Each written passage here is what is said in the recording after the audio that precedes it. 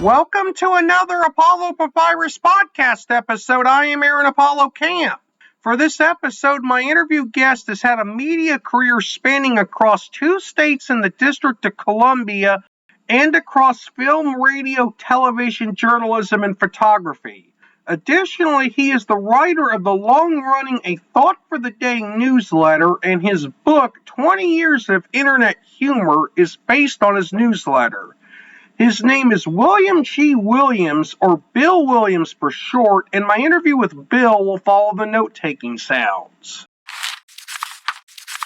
Bill Williams, welcome to the Apollo Papyrus podcast. Thank you, sir. Appreciate the invitation. Your career in media has spanned across film, radio, television, journalism, and photography across 2 states in the District of Columbia. Feel free to tell our listeners more about your background in media. Well, it started when I went to college and needed a job. And somebody said, "Hey, weren't you in the high school photography club?" And I said, "Well, I went to one meeting." And they said, "That'll qualify you. Why don't you become a photographer?" So they took me into an office and said, "This is the greatest photographer you've ever seen, and you should hire him." This was the Public Information Office at Texas Tech. And I said, "I don't know a damn thing about it," but they said, "We'll teach you." And so the person took me downstairs into the darkroom, said, "This is the developer, this is the stop bath, this is the fix, and that's the dryer over there. Good luck." And for some reason, they let me keep the job. And I went out and bought every book on photography I could find and spent the next 6 months in the darkroom learning what I was supposed to have known before I got started. And that was the start of a new career that I had no intention of ever getting into because I was an engineering student. That's where it started. And from there, I decided that was even more fun than engineering. So I got into radio on the campus and wound up with a bachelor's and a master's in broadcasting and television. A master's was also in journalism. And from there, I just kept on going. Your email newsletter is called A Thought for the Day. What can subscribers to your newsletter expect from a typical email from the newsletter? Well, it's all over the place. Typically, it's humorous, and I've had several hundred people making contributions to it. Typically, it's humorous. It might be historical. It might be inspirational. One never knows. For example, one of the more popular ones was just a story about Jennifer and her 6-year-old son, Timmy. They'd just gone to the grocery store. They got home, and Timmy immediately grabbed the bag of groceries and ran into the kitchen and dug through it and pulled out a box of animal crackers and started spreading the animal crackers out all over the kitchen table. And his mother said, "Jimmy, what are you doing?" And he said, "Well, when we bought the animal crackers, the box said, if the seal's broken, you can't eat them. So I'm looking for the seal." How has your newsletter evolved over the years, as it's been around for over a couple decades now? Well, it hasn't really evolved. It's just continued. It started out as just being something for my sales staff. I was managing a group of sales folks in the Midwest, and it was brand new back in the 90s. Internet was new. Email was new. And they all had computers, but they never paid any attention to them. But I needed them to use it to keep in touch. So I started sending this out as something for them to, look forward to. And it worked. And it was even better because they shared it with their clients. The clients thought, "Hey, that's fun. Could we get on the list too?" And there's no postage on email, so I started adding clients to it. And today, 30 years later, I'm still sending it out 5 days a week, Monday through Friday, to people all over the country. I've got people in Europe. I've got people in India. I've got people in Australia, all who are getting this thing. It doesn't cost anybody a dime, so anybody can get it. They just have to say, "Hey, sign me up." Without spoiling too much of your book, 20 Years of Internet Humor, which is based on your newsletter, what is the book about? Well, what it is the fact that in looking through my files, I discovered I had several thousand of these daily thoughts. And I took it to a publisher and said, "I think this would make a good book." And then they said, "No, this would probably make a good series of books. We've probably got 10 to 12 volumes here." And the first volume came out January of this year. And what it is a listing. In that particular case, I think I've got about 186 of these thoughts. And they say, how did you figure out which ones to use? And I thought, well, I could do aging, I could do golf, I could do kids. I think I'll do it alphabetically. So I picked a few A's, a few B's, a few C's, and ran through the alphabet a couple times. And that's how the first one came about. And the next one's ready to go. And I did the same thing with that. What motivated you to compile many of your newsletter writings in book format? Well, frankly, I'd been doing this for 30 years and never made a dime off it. And I thought, hey, maybe there's a chance to make a buck. And so far, the book has gotten very good reviews. I've got a bunch of 5-star reviews and a bunch of great editorial reviews, and the sales haven't been too bad either. So really, the book itself just was an idea to, hey, maybe make some money off of the last 30 years of doing it for free. The 20 Years of Internet Humor, which is your book, has had its first volume published.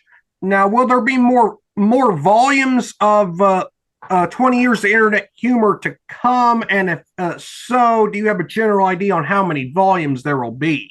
Well, yeah, like I said, I've got the second one about ready to go to the publisher, and I expect well, I know I've got enough material for 10 to 12 volumes. And once I get through that, there's an excellent chance that we'll go back and issue some specialized volumes, like one just contributing to talking about kids, or one talking about aging, because there's a lot of that. And hopefully we're all doing a lot of that. One on golf, one on teachers.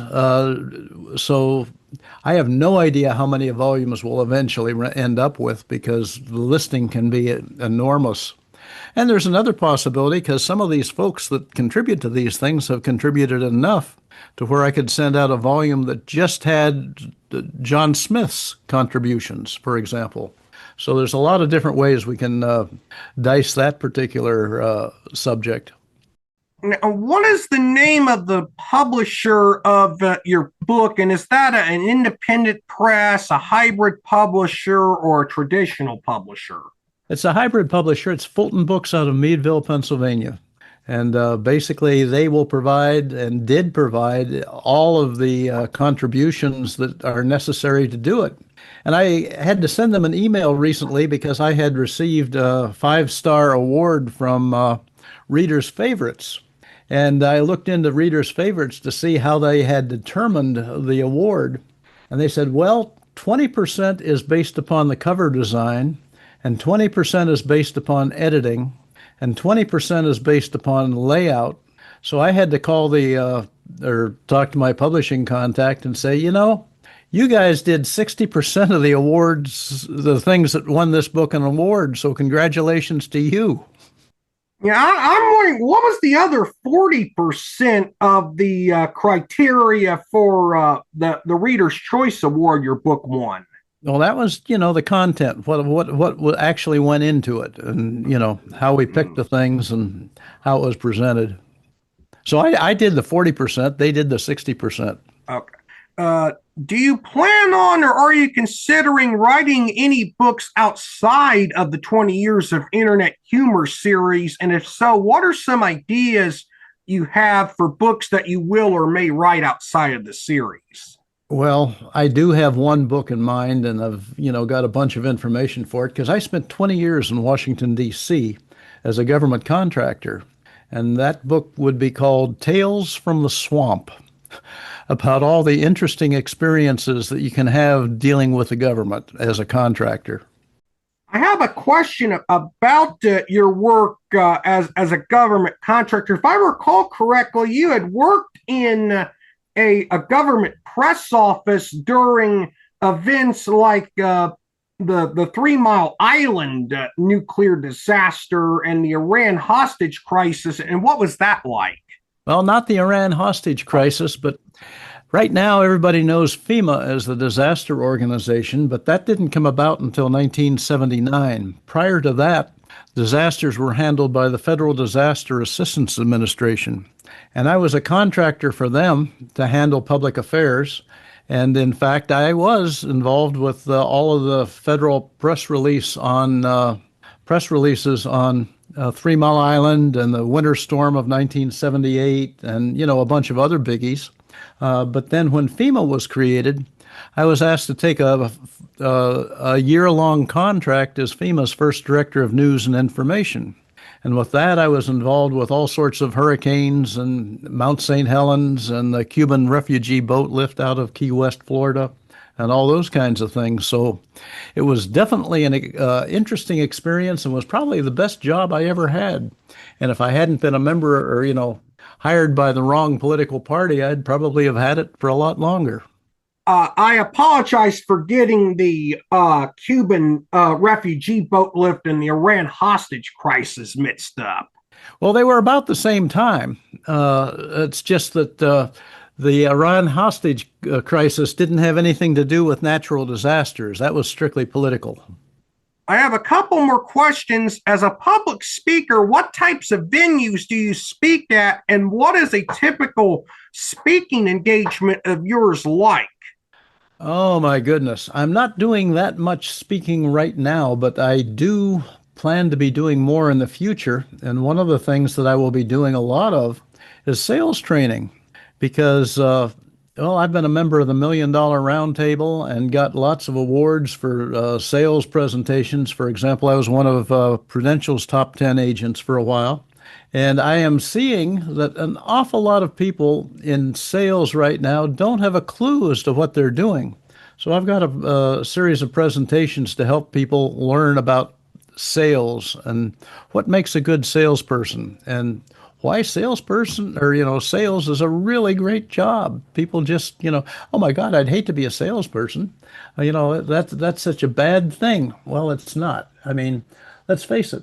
We are all selling from the day we are born because as an infant, when we come out and discover, hey, there's all this stuff going on, what is it? And gee whiz, I feel wet, and you start crying. You've just sold the idea of having somebody change your diaper. And that goes on for the rest of our lives. We're selling every day. One final question. Which have you enjoyed more, your newsletter or your career in media, and why?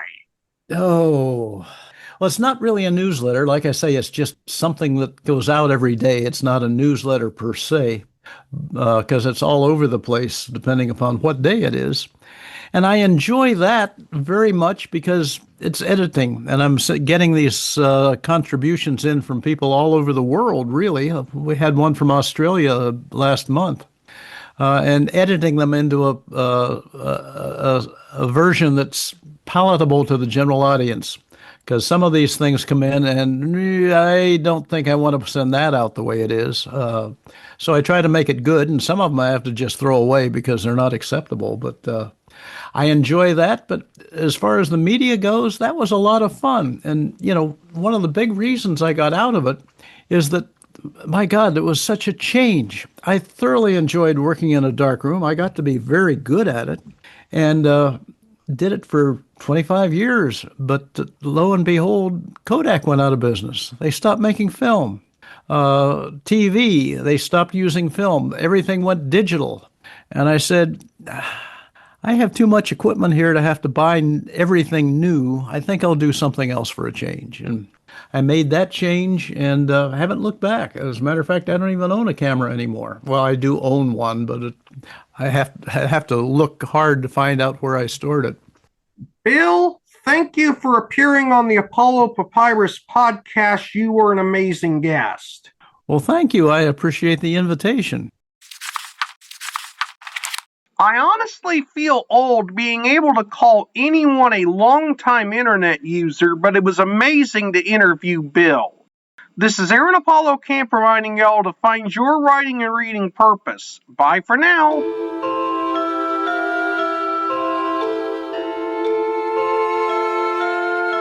Copyright 2025, Aaron Apollo Camp, all rights reserved. This podcast episode is intended for the private listening of our audience. Any reuse or retransmission of this podcast episode without the express written consent of the podcast host is prohibited except under fair use guidelines. Royalty-free music and sound effects obtained from https://www.zapsplat.com.